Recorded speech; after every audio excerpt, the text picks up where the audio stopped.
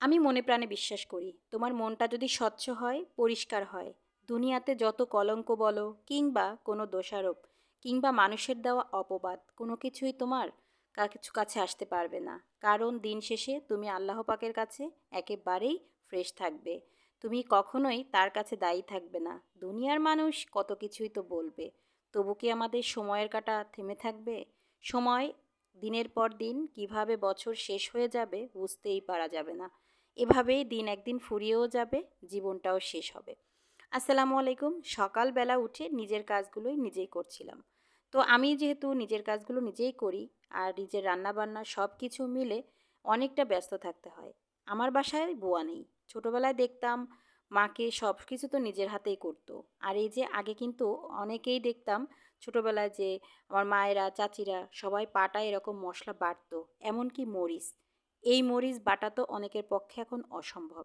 আমি আলহামদুলিল্লাহ এখনও পারি, তবে অনেকখানি বাটলে কিন্তু বেশ কষ্ট হয়ে যায়, মানে হাতটা একটু জ্বলে আর কি। তবে মাঝে মাঝে আমি এভাবে মরিচ বেটে তারপর রান্নাবান্না করি।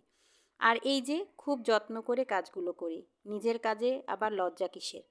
আমার পাশেই এক আন্টি আছেন, তো উনি আমাকে প্রায় প্রশ্ন করেন, তোমার বাসায় কি বুয়া নেই?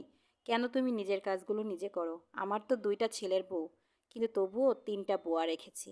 তো আমি তাকে বললাম, আন্টি নিজের কাজ তো নিজে করতে পারলে অনেক শান্তি লাগে। কোনো কাজের কোনো সময় বা কোনো কিছু নির্দিষ্ট থাকে না, অনেক যত্ন করে করতে পারি।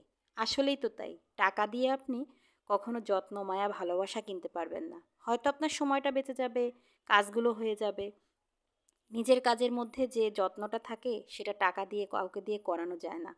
তো আজকে রান্না করব মুরগির মাংস। মেয়ে কদিন ধরেই আবদার করতেছিল যে মা একটু কষা কষা করে মুরগির মাংস রান্না করো।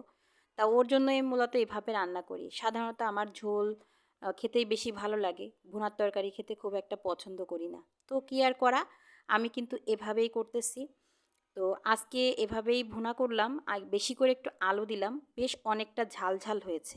তো খেতেও বেশ মজা হয়েছিল, ভীষণ মজা হয়েছিল। মানে মেয়ে তো এই রসুন দেখে আরও বেশি খুশি। ও কখনো খায় না খুব একটা, তবে আজকে কেন যেন খেতে চাইলো। ওর অনেক ডেভেলপমেন্ট এখন নতুন করে হয়, মানে আজকে এরকম একটা চাহিদা বলে, মানে এমন কিছু একটা চায় যেটা আসলে কখনো আমরা দেখিনি যে ওকে কখনো খেতে বা কিছু। তো যাই হোক, আমি কিন্তু সব কিছু কাজকর্ম শেষ করে ওকে সকালে খাবার দিয়েছিলাম। ওর যেহেতু ডে শিফটে ক্লাস স্কুল, তো আমি ওকে খাবার দিয়ে আমি রেডি হয়ে গেছি। এখন সময় ধরে তাড়াতাড়ি বের হয়ে যেতে হবে। এভাবেই চলছে আমাদের সময়, আর আমাদের ঘড়ির কাঁটা কখনোই থেমে থাকে না। জীবন এমনই, আপনি চাইলেও থামিয়ে রাখতে পারবেন না। তাই পেছনের কথা ভুলে বর্তমান যেটা আছে সেটাকে উপভোগ করুন। ভবিষ্যতের কথা কে বলতে পারে? আজ আছি কাল নেই। ধন্যবাদ সবাইকে।